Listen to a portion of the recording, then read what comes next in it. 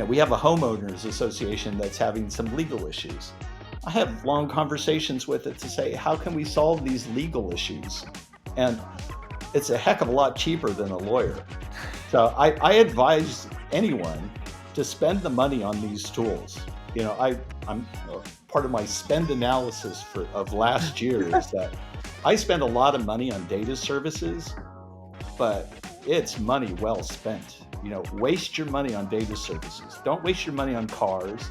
Don't waste your money on frivolous things. Waste your money on data services.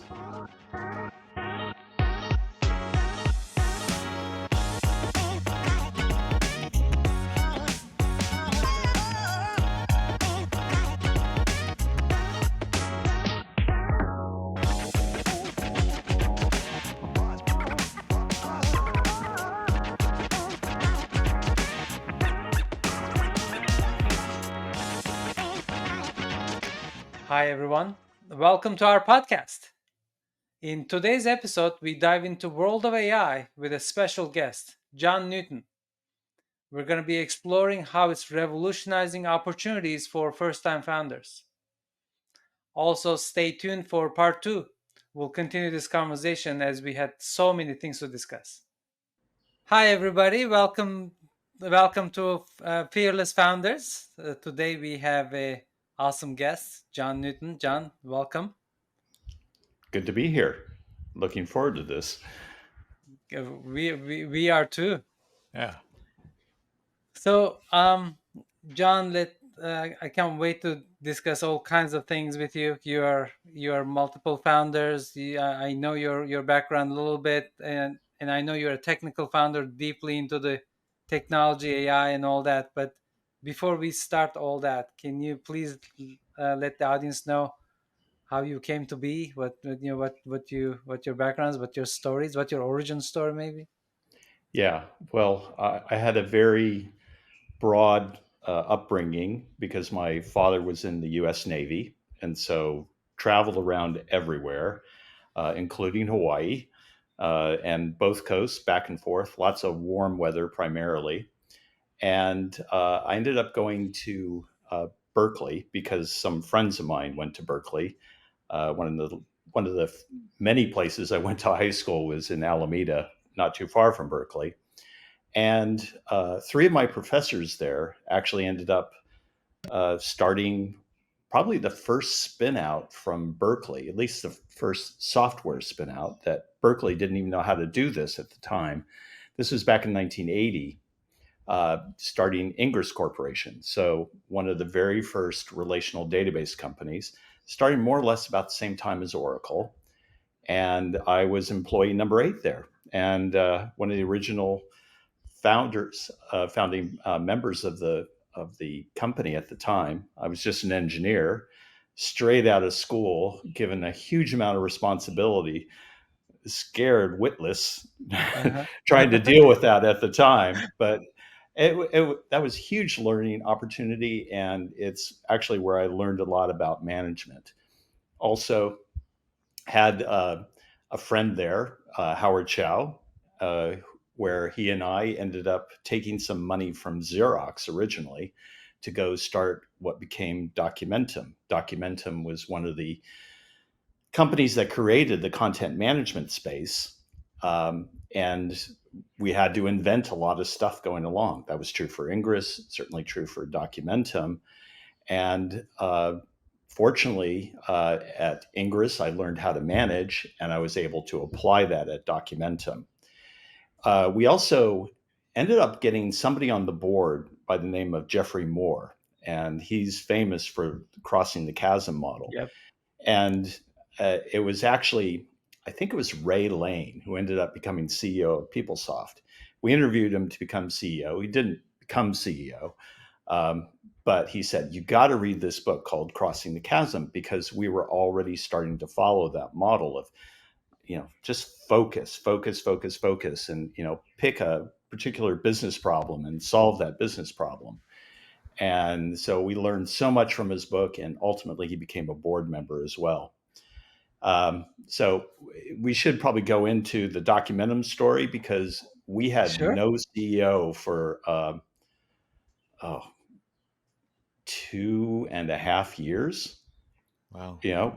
Howard took on the role of, writing the checks, and Marcy Stewart was head of sales, and she handled a lot of stuff, and I was there building the product and architecting the product, along with some really senior engineers that we hired right at the very beginning. And but that was so tough. And part of the problem was that Xerox money that we thought was going to be perfect. Everybody will come because Xerox is funding this. It had quite the opposite effect in the VC community. It's like Oh, no one wanted to touch something that was funded by Xerox at the time. oh wow.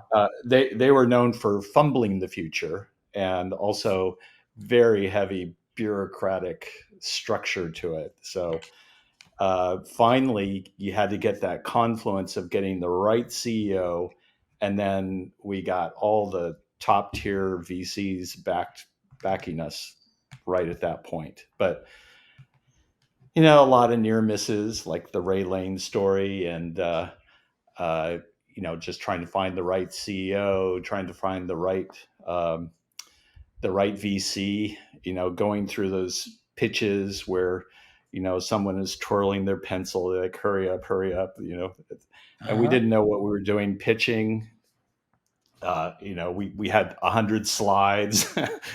That doesn't work, as probably most people have figured out by this point. We wanted to be as thorough as possible, but then it did work out, and then it just shot off like a rocket.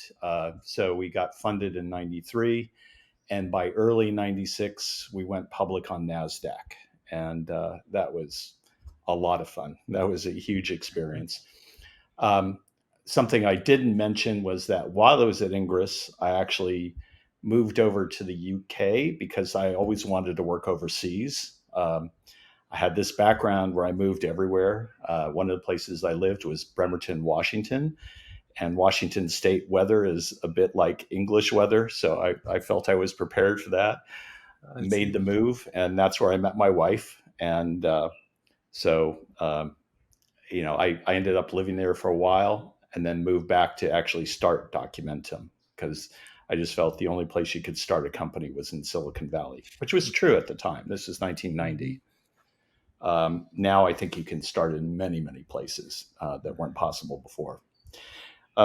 So anyway, after about 10 years of doing that, a lot of success, we did move back in 2000, sorry, 1995. We moved back to the UK, and I've been living in the UK and now the Virgin Islands, kind of switching back and forth between the two. But uh, I I started a company in the UK called Activity, and Activity at the time was it was focusing on a business problem, taking everything out of crossing the chasm, and Mhm. there's a sort of implied uh, intent in crossing the chasm, which is build it and they will come. Hmm. Well, it doesn't quite work that way. We found the $1 million problem, and it was in the area of financial product data management. But it was at a bad time after the dot-com bust, and nobody believed software could solve problems anymore. And um, it was and it was just it was in the banking sector, and they were willing to just throw people at it rather than solve it with technology because nobody believed that technology could solve the problem. But Activity, we actually raised, how much did we raise? I think we raised $8 million, something like that. And after about 2 years, we thought this is not going to work. And so, just it was kind of at a bad time. It was the end of the year. It was Christmas. Pretty depressing. And it's like this is not going to work. And so we just wound it up and actually gave money back to the investors. And Mhm. Mhm. actually, employees actually got something out of it because they got refunded some of the money that came back. Not a lot, but at least they got something out of it. But what we ended up doing is taking it and pivoting it to become Alfresco. And Alfresco was a, kind of an open source version of Documentum. But what had happened uh, after founding Documentum, I've heard this firsthand from people at Microsoft, was that SharePoint was actually highly influenced by Documentum. And I thought, if you could come up with an open source alternative to SharePoint, then there was a big opportunity there, because same thing was happening with MySQL and databases and JBoss with application servers. Mhm. And so we started Alfresco as the open source alternative, ultimately reusing that name activity to be our business process management engine. Mhm. I Lot to remember talk that. about there, because a lot Yes. of missed opportunities there, because that's a big hot area as well. Workflow management, business process management, but we reused that. And the Alfresco saga was a bit longer, 15 years, and it actually got sold twice, and the end outcome actually wasn't too bad. As a company, it wasn't as big as Documentum, but as shareholders, we actually did fairly well with uh, that Nice. opportunity. There's And so much then, to unpack there. Go ahead, yeah, please. Go yeah, ahead. I know. So my last startup, one of the CEOs of Alfresco, the last CEO of Alfresco, actually had a background in investment banking, and he was a private equity investor, and that's how he got invested in Alfresco. He was a multiple public CEO, being CEO of public companies, and so a group of us from Alfresco went off to start a SPAC, which is a special purpose acquisition company. You could spend the whole hour talking about SPACs. Don't bother. The new chairman of the SEC came in, did not like SPACs. Russia invades Ukraine, and that was it for SPACs. All done. So Yeah. um, lessons learned, but that was hugely fascinating and highly educational, because we got to look at like literally hundreds of companies, deep dive on about 50, to with the purpose of looking to take them public. Great companies out there, learned so much, anything from quantum computing to uh, new energy startups to software driven architecture, like physical architecture, all sorts of stuff. So, and then after that, all I've been doing, Ike and I have talked about it, is I spend a lot of time just looking into large language models and living life in the Virgin Islands, and life's good right now. So Cool. it's going well. John, let's talk about um, what's happening in the machine learning and AI space. The LLMs are the new shiny tools. Yeah, Everybody's impressed. The investors are even looking for unicorns that are going to be done with this tool with 10 employees, 5 employees, 1 employee, big unicorns. yeah. What do you think about all this? Uh, there's a guy by the name of Daniel Kahneman, Nobel Prize winner in economics, wrote a book called Thinking Fast and Slow. And he was asked about this, because some of the concepts he came up with, system one, system two of the mind and how it works, have been important in terms of how people think about, what comes next with these computers and stuff.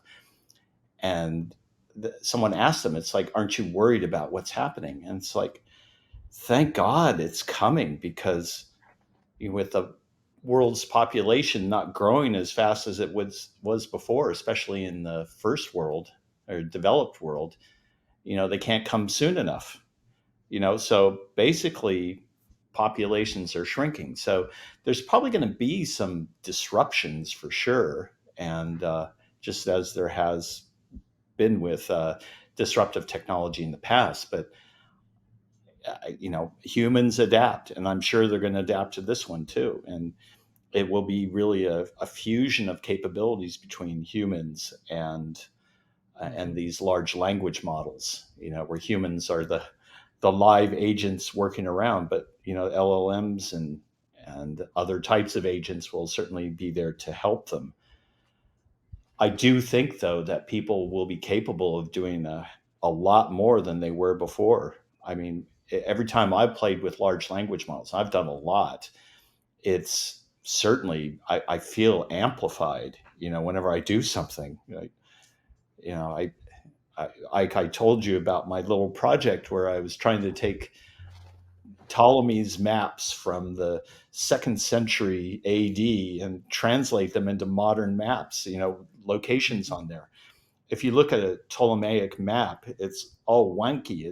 There's a lot of stuff there, but it's all wonky and different names and whatever. How do you translate that? Well, I asked an LLM to help me build a program to translate it, and it actually uses machine learning as part of creating this. But it built Oh. it with me guiding it in terms of what I wanted to do, and it was there to help me do some historical research. So things like that just kind of show that the sky's the limit in terms of capabilities, and there's a large amount of reasoning, but like just taking that extrapolation of technology or whatever, we're seeing like it, not exponential growth, but hyperbolic growth in this sector right now. It's growing so fast in the capabilities that you really have to imagine what happens next. But I do think it's worthwhile trying to extrapolate out and see what happens. And I think that's going to be true for how are you going to hire your workforce over the next couple of years? How many developers are you going to have? How many developers will you actually need?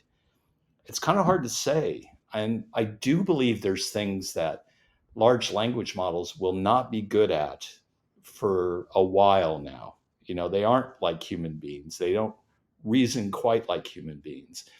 And I think some of the effort that's gone into some of the mathematical reasoning and things like geometry, understanding geometry, shows just the level of difficulty of training these things with really complex ideas and concepts and how it links together.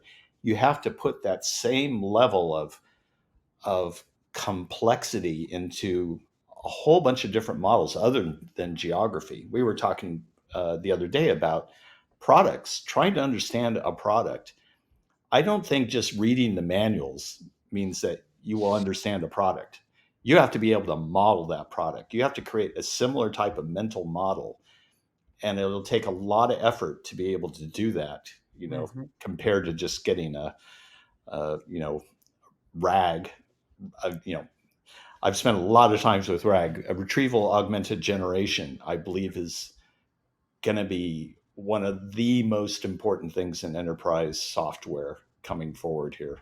That and agent technology is just going to revolutionize these things.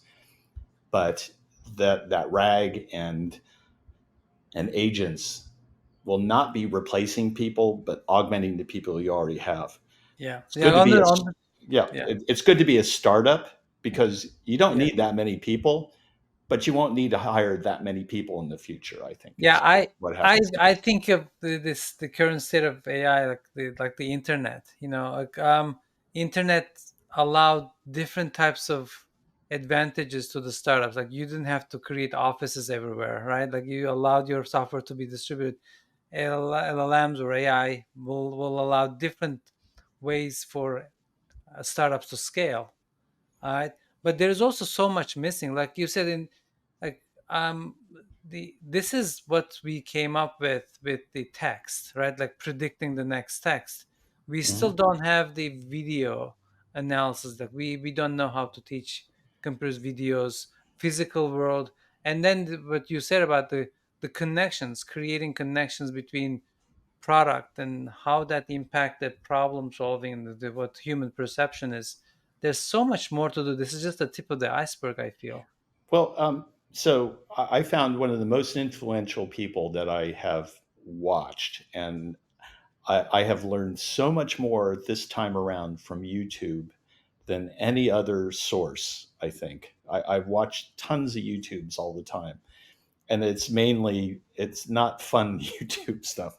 It's fun for me, but the Uh-huh. average person I don't think would Yeah. find it terribly fun. But Ilya Sutskever is, was the CTO of Uh-huh. OpenAI and our chief scientist, and he was involved in all that drama a few months ago. But he's just so insightful as to what is happening, what happens next.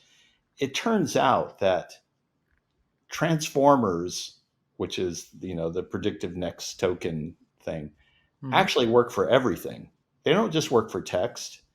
They work for images and predicting images. So, convolutional neural networks was the way that images were recognized. Transformers are doing just as well. They're also working on video. They're working on sound. Then they're working on dialogue. They're working on translation. So it could be that transformers will be the way. And there's some new models that might come up. I'm not sure I really entirely buy Jan LeCun's argument from Facebook Hmm. that the it requires a whole new world model. I I think text does create a world model, and what I use is my argument for this is Helen Keller. Helen Keller Hmm. couldn't see, couldn't hear, couldn't talk, and yet she became a very intelligent person through language. So I think language is an incredibly powerful transmission model. That I see. it does say that. I think that it will be capable of doing much more. But I think it's impossible to know, unlike I was able to predict using Moore's law what compute power would be in 10 years' time. I think it's impossible to predict what's going to happen in 10 years' time with large language models and multimedia models and Yeah. multimodal models and stuff like that. But what I do know is that they are just going to be the most fundamental. Databases were important. I was glad I was on the ground floor of databases. These are going to be so much more useful than databases Yeah. and code and everything else in terms of running your enterprise. Yeah. Yeah. Yeah. But You- will they replace everybody in the startup? I think they'll replace a lot of people in the startup. I can imagine a lot of admin functions will not be necessary in 5 years' time. Yes, the automations, right, and the code reviews. I think what I heard at Google, the developers are accepting 50% of the suggestions that the AI is generating. So that's And 50%. that's after 1 year, right? Yeah, yeah, What's it going to be next year? So just I would recommend that anyone who's in a startup keep their time horizon on that 5 to 10 year time yeah.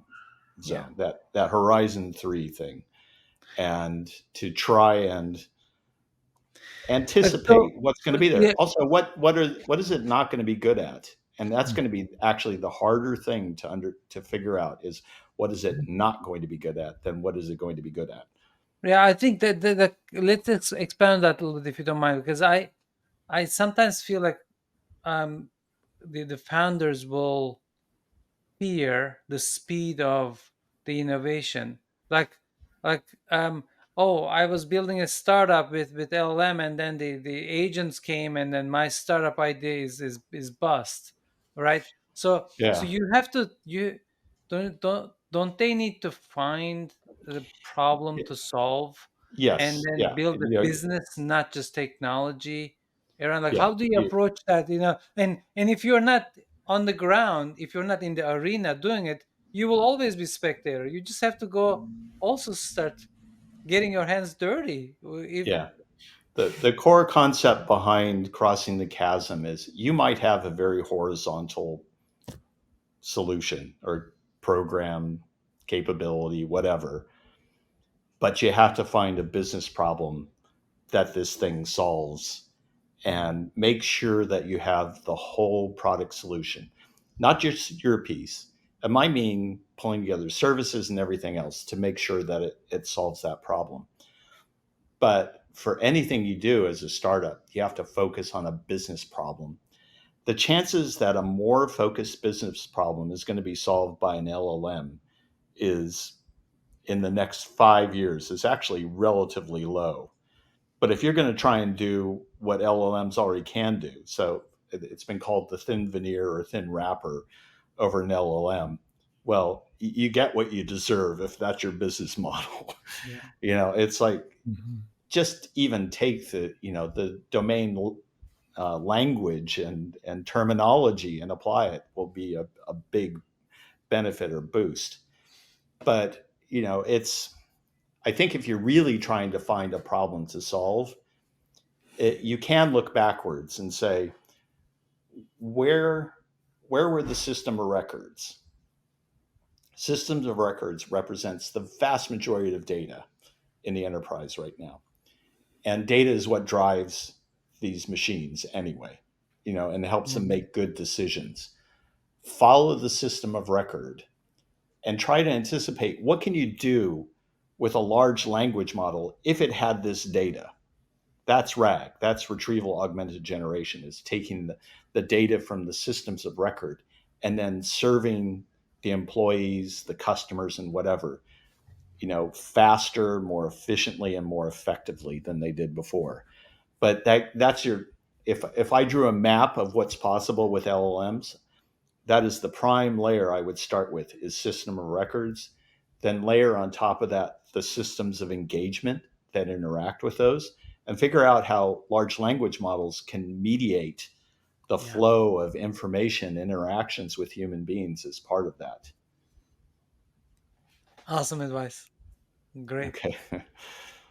Cool. I Any Binoy?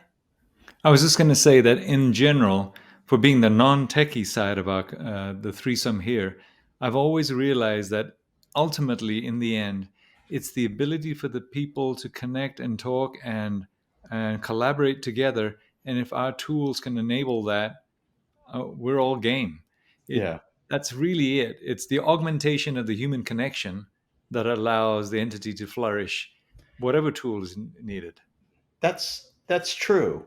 But uh, what I've found in the last year is ChatGPT, Claude, Perplexity. I don't know if you guys have seen Perplexity, and a few other tools. I have long conversations with these tools, really long, like spanning days and weeks with these tools. And the longer that it can keep a context of what's going on, the more interesting it gets because these are not deterministic in terms of the output that comes out. It's a real conversation, and it's actually generating novel ideas. I put a seed in there that helps generate the novel idea, but I wouldn't have come up with some of the things that it's come up with on its own. Exploring like new possible uses of large language models. Well, you're not going to find another expert, that knows as much about large language models as GPT-4 or Claude 3. It just knows more than any human being does. So Mm-hmm. you can have a great conversation with it. But, I've had, uh, we have a homeowners association that's having some legal issues. I have long conversations with it to say, how can we solve these legal issues? And it's a heck of a lot cheaper than a lawyer.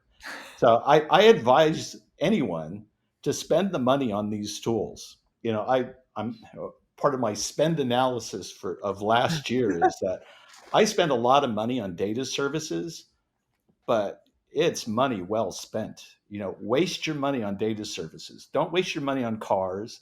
Don't waste your money on frivolous things. Waste your money on data services, and just use them to the hilt. Even if you use it once, that it'll probably end up paying for itself.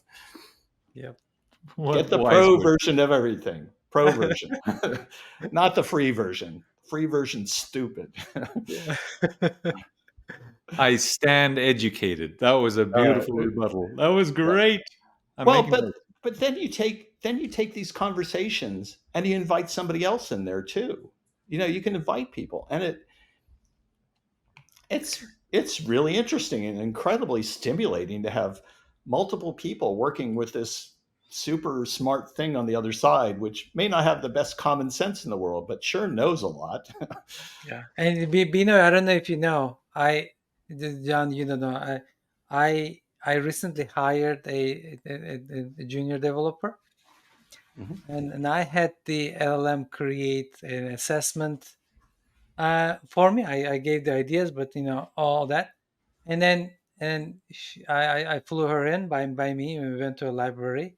She took my test that I had from the LLM, um, and and and the LLM gave me and her instant feedback, all major category, four categories, and then like eight different questions, and including writing code, and then sometimes problem solving that is not writing code.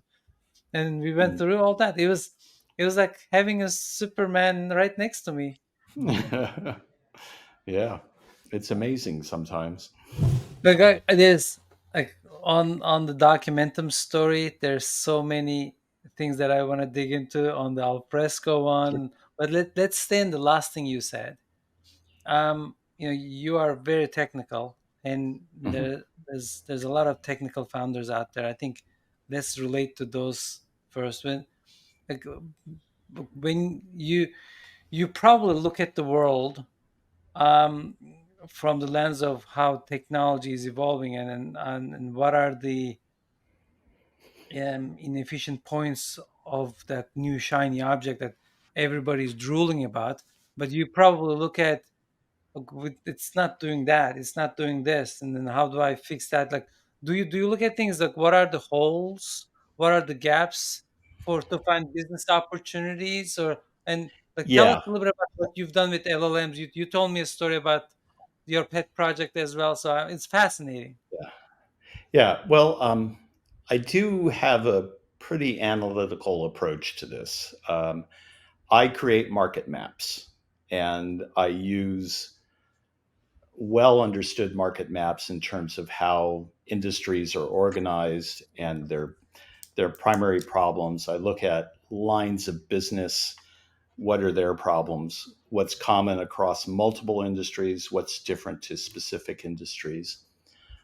I also create technology maps as well. And what I do is I just take and extrapolate exponentially things like Moore's law, but also Mhm. things like storage. I look at things like network bandwidth. Um, how fast does 3G, 4G, 5G, 6G, 7G go? Um, I also look at display technology. I just map all these things. And then I just take a point 5 to 10 years in the future and I look at where the technology will be because it just kind of follows these pretty standardized curves. It's like, what can you do with all that compute? What can you do with that display? And what can you do with whatever? And it's actually pretty interesting, if you just let your imagination go wild. So take those technology capabilities that will be possible in the future, and that's definitely true for large language models. I have to come up with an entirely new model for how do you extrapolate out large language models. Then you Mhm. take these business problems, you lay it on top.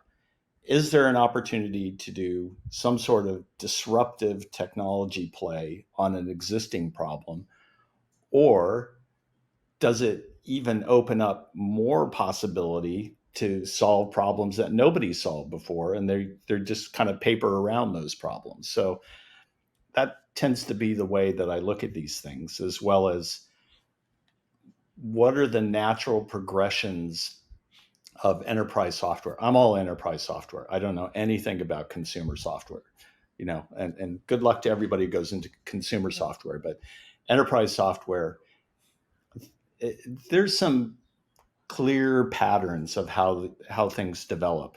So put all these things together, layer them up, flip a coin, focus on a particular problem, and see what happens. There's definitely areas that make sense to start looking at because they're just so much money and so valuable. Marketing is the number one IT spend. That's why everybody goes into marketing. But there are all sorts of problems in supply chain right now that are not being solved yet. If blockchain ever solves any problem, and I think it would be end up being in supply chain. There are different industries that spend a lot of money. Financial services, pharmaceuticals are kind of laggards in terms of spending on stuff, but they have a lot of money. Exact same is true for insurance. If you catch it right at a wave, you can actually find deep pockets in these areas. Medical devices, really scary area because of the regulatory aspects. But if you solve those regulatory aspects, you have built huge defensible walls against any potential competition by doing that. So that's been my approach to looking at these things: is look at industries, look at verticals, look at the line of business problems, look at where the technology, not where the technology is today, but where is it going to be in a few years' time, and even better, look further out, which Nice. is why I spend a lot of time on large language models. John, I have to ask, so does that mean that in any of these businesses that have been successful or not, you've taken that role, like the visionary, technical, CTO-ish kind of a role, Yes. and then got partners to supplement the business building, whether they be operators, whether they be finance gurus or revenue generators? Yes? Yeah, I can't say that I never wanted to be a CEO, but at some point I recognize that that's not where my strengths lie. You know, I'm a, a word that's often used about me in 360s or whatever is visionary. So that's the kind of thing I enjoy doing, is just looking forward and doing things like that. I am a CTO. Um, However, I believe I'm a generalist as well. You know, I spent a lot of time in marketing. I would go on sales calls whenever I could possibly go on sales calls. I love talking to customers. I love going to user groups and just interacting and learning new things and seeing what's going on. Our partner ecosystems have always been very vibrant, and there's lots to learn from your partners as well. So I try to get out there and then, take that on board, internalize it, and then figure out how does that make a difference in terms of where to go next. Uh, all those are different sensors for trying to feel out what happens next and where things go from there. But I also supplemented with a lot of reading and digesting and modeling of things like stuff out of Harvard Business Review, lots of business press, as well as technology press. Um, I just look at trends in various industries as well. Look at the equity analyst reports, and to see what's new, what's going on. Wow. Gartner's good source. Forrester's a really good source as well. I have to ask this question that I've been reserving just for you. When you have all of these young startup guys and gals, and they've got a business that's moving forward, they may even be funded. And at the same time, they started out with version one, maybe even version two, but they worry about how do I keep innovating? And you've already told me how you look at things. What advice would you give them in terms of their allocation of mind share, never mind wallet share, to invest in the R&D to continue to accelerate growth? Because after a while, that old or the original product's going to tap out. Competition's going to beat it feature by feature. Something's going to happen. How do you advise people to balance the R&D portion versus grow the revenue business line and yet still allocate Yeah. future? Well, always roadmap. It's not. There's no such thing as a steady state business. If you're a steady state business, get out and retire, do something else. So always try to figure out where do things go after this.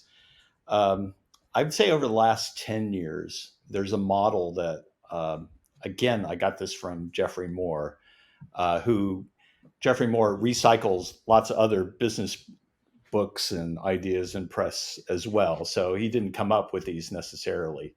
I think this one comes from 1980s, is the three horizons model. The three horizons model is horizon one is this is your current product, the version one, the version two. This is where you're going to get revenue for the next 12 months. Your horizon two is okay, the next 1 to 3 years, where are you going to get your revenue? And so the 1 to 3 year plan, which is usually as far as most people end up looking, that's their roadmap, 1 to 3 years.